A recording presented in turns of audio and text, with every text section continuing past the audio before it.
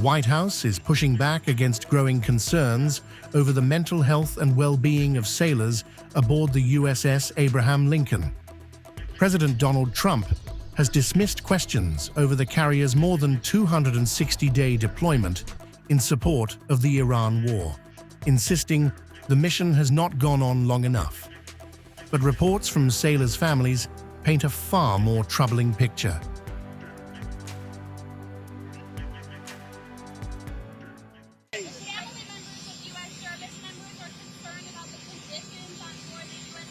Well, no, that ship is moving. No, they're not. That ship is moving right now, or very shortly, and it's being replaced with another very similar ship. No. Not nearly long enough. Thank you, everybody.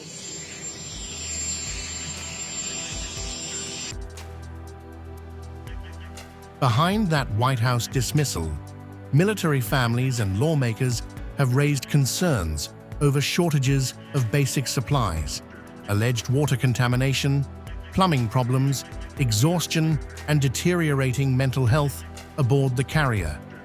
Reports have also detailed multiple attempts by sailors to go overboard, adding to questions over whether the prolonged deployment is taking a serious toll on the crew. My time aboard USS Abraham Lincoln yesterday was awe-inspiring. Here's an important fact. Of the U.S. Navy's 11 active aircraft carriers, the Lincoln currently has among the lowest number of cases related to mental health. This doesn't mean that all is perfect.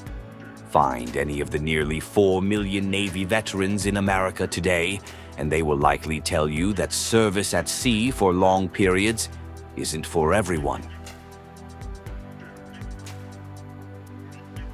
CENTCOM Commander Admiral Brad Cooper is acknowledging that conditions are not perfect, even while defending the Lincoln's mental health record against other Navy carriers.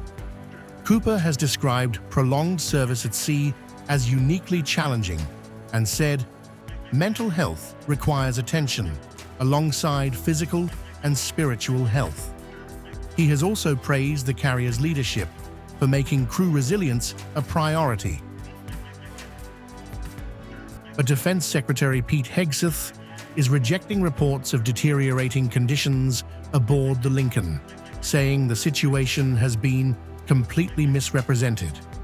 His defense comes as the carrier continues an unusually long deployment with fewer port calls, while families and lawmakers question the impact on sailors' health, morale, and readiness.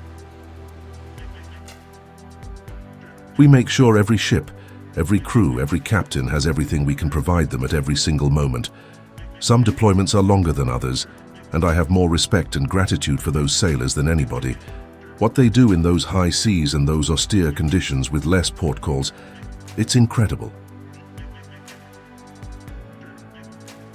The conflicting accounts have now intensified congressional pressure on the Pentagon, with lawmakers demanding investigations into sailor welfare, fatigue, supplies, and military readiness. The USS George Washington is heading toward the Middle East and is expected to replace the Lincoln. But even if the carrier finally gets relief, questions over whether the Navy adequately addressed its crew's mental health and welfare concerns remain unresolved.